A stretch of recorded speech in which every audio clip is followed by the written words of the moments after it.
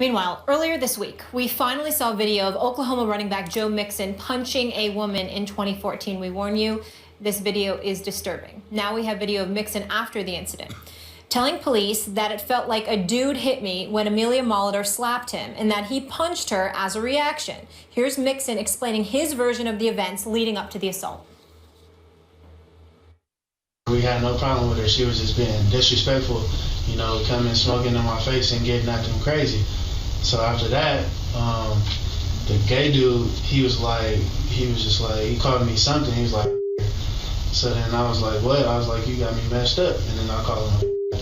And after that, the girl, she dropped her purse. That's when she came in my face, pushed me, and then my glasses came off, and then like I had like jumped at her like to watch out, and I was like, watch out. And then she came in my face. I put my head down, and she swung on me. And after that, like, I was so shocked because she hit me so hard. It felt like a dude hit me. And like after that, like my face hit, just like boom. And like my reaction was just right there. So to be clear, Mixon told police that he heard a racial slur from Molitor's male friend, but not from Molitor herself. And Mixon admitted that he responded with an anti-gay slur at the male friend. Stephen A., does this latest video change anything for you and your stance? Yes, it does. It changes it because I think it makes him look worse, not better. So let me get this straight. A man, you bring up the issue of a racial slur, which has absolutely nothing to do with you hitting the woman. But the racial slur came from a dude, but you hit the girl. What sense does that make? I mean, you sound like a flaming idiot. I mean, it doesn't make any damn sense whatsoever. It makes him look worse as far as I'm concerned. There's no excuse for it. And by the way, yes, she hit him first.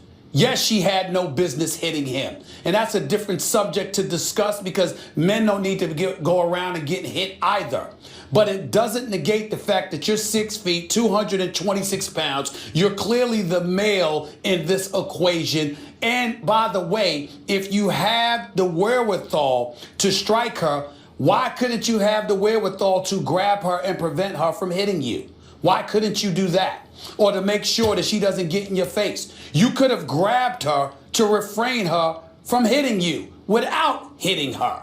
You chose not to do that. And then to sit down and to talk, you're basically trying to justify your idiocy and your belligerent behavior. And there's simply no excuse for it. As far as I'm concerned, it made him look worse. The video of him hitting the girl was bad enough. But now that we've heard his explanation, he didn't just look criminal, but he sounded like an idiot. And I think this is the kind of thing that's going to come back to haunt him when it comes to him getting drafted by somebody. I really do. Yeah, I look at this and see that he knows he's been caught red-handed. It's on video.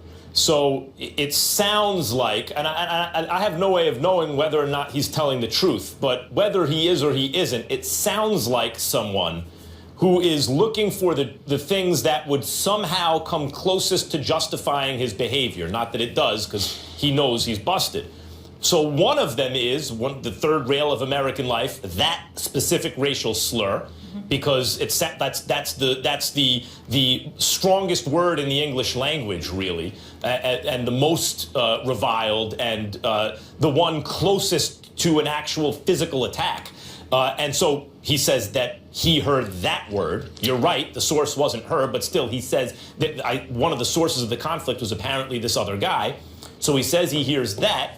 And then secondly, he has to say that his reaction wasn't as disproportionate as it looks on video. So he says, look, you can see she hit me and it felt like I was hit by a dude. In other words, she hit me hard. But when he says by a dude, what he's saying is, so just instinctively, I swung back as though that was the stimulus, as though the stimulus was something that it wasn't. So I wasn't, in my right mind when I did it. So whether or not he's telling the truth as to his perception of the events, it sounds bad because it sounds like someone who's had time to prepare to give the only possible explanation he can come up with that comes closest to justifying his behavior. Sounds like I know I'm busted and I'm trying my best to get as off the hook as possible. Listen, he sounded like an idiot. I'm going to go back to that. It's very, very simple to me. A racial slur came from a man, but you hit the girl? Okay? I don't even know why he brought that up when he was talking about the incident. And then on top of it all, again, you skirted out of there because you knew, like you said, he got busted. You knew that you were wrong.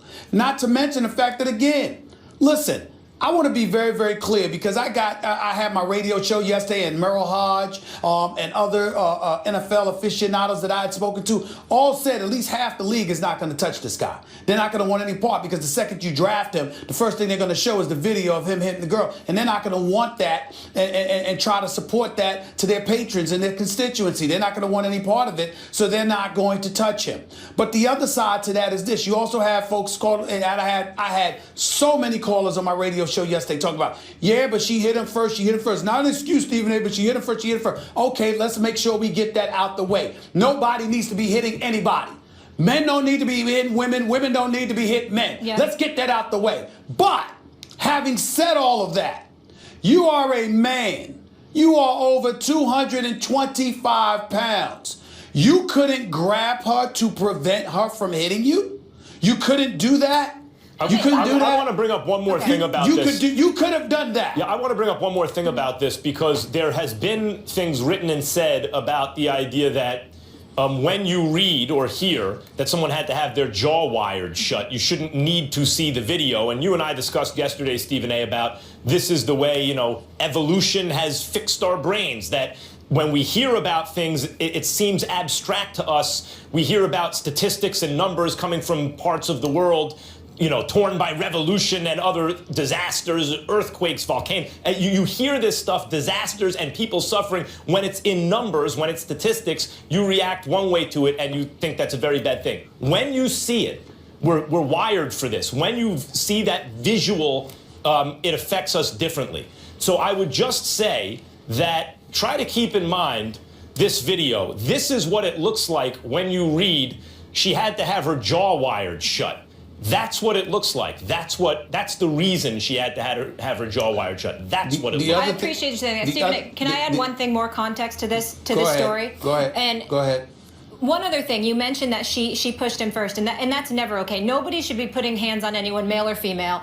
Racial slurs are not okay, just as say anti-gay slurs, those are also not okay. But in terms of her side of the story from Molitor, she was outside with her friends, and Joe Mixon and a couple of his other teammates started taunting and harassing one of her friends for being gay initially. So they go into this sandwich shop to kind of get away from it. And then she's kind of explaining what's going on. He follows her in. They start to get into it. Well, the point that I want to make here is this never had to happen. He could have left the whole thing alone and not instigated it initially. And I know you mentioned, obviously, grabbing her rather than to calm her down, rather than, hitting her back, which is never okay. But it doesn't even need to be that. You need to be smarter than that and not be touching her, period, and just walking away from this situation, a situation that you started yourself. Well, first of all, you're assuming I knew that part, and I did not know that. I did not know. No, that's why I wanted to share the context. Yeah. He was harassing her outside and then followed her in the store. I was not aware of that portion of the story. Yeah. Her friends. I'm just saying, I just wasn't aware of any of that. My only point, the only thing I know about is the video that I saw, the two videos that I saw. And I was commenting about that. That's number one. Number two, again, when I sit there and talk about somebody grabbing, I'm not encouraging anybody to be grabbing somebody or putting their hands on anybody.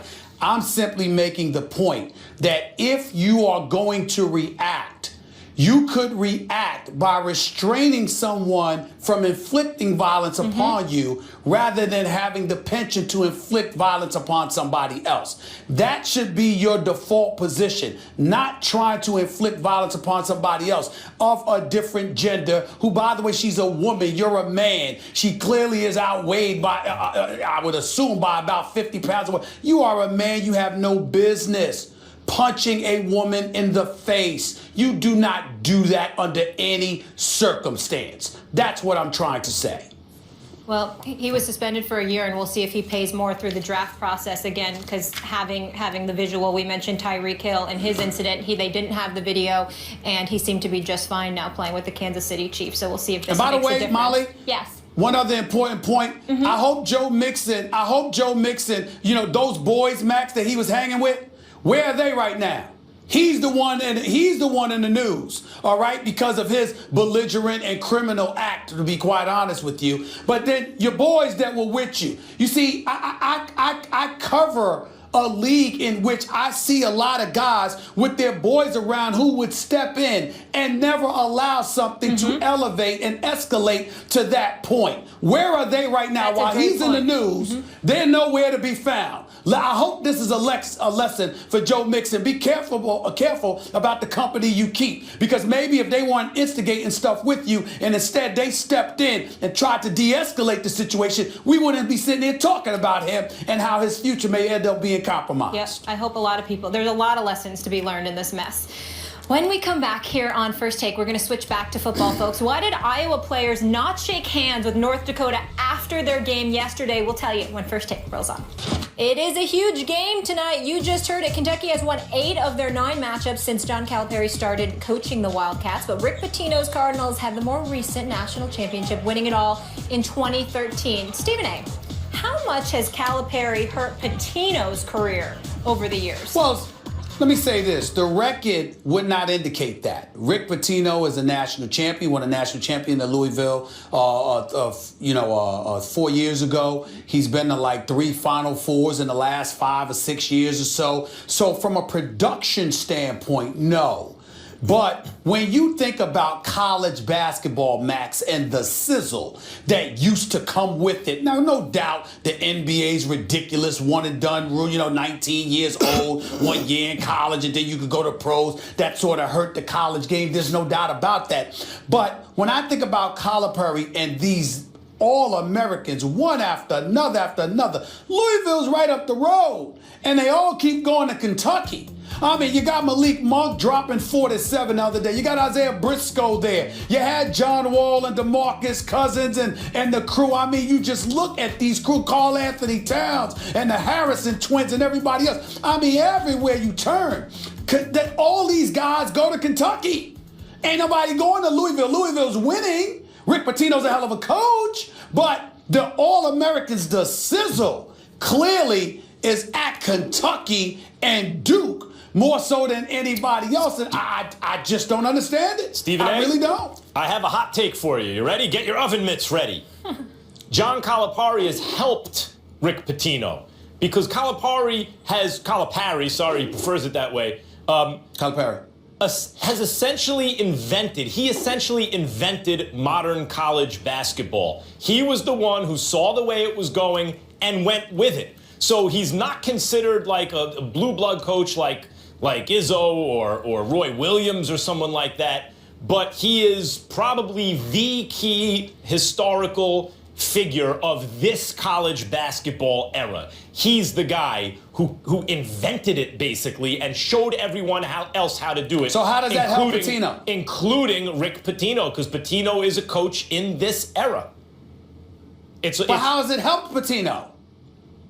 He's been largely imitated by successful coaches, Stephen A., including Rick Pitino. There once upon a time in the sport of college basketball, when Calipari, he was at UMass, and then he came to the NBA, and then he went to Memphis and all of this other stuff. But Pitino was arguably the man. Yeah, there was Dean Smith and then Coach K, and then Roy Williams was at Kansas before he went to UNC. Right. And Jim Calhoun, yes, you can't forget him, the great Jim Calhoun. But the fact of the matter is Pitino was like, it flew off the tongue when you thought about college basketball. He was synonymous with Calipari it. Now was you think about his Calipari and Coach K. And Calipari was considered the imitator mainly because his last name also ended in a vowel and he's from the Northeast, basically, so they reminded people of Pitino. But in fact, it's Calipari who's been the innovator and basically invented this modern era of one-and-done guys.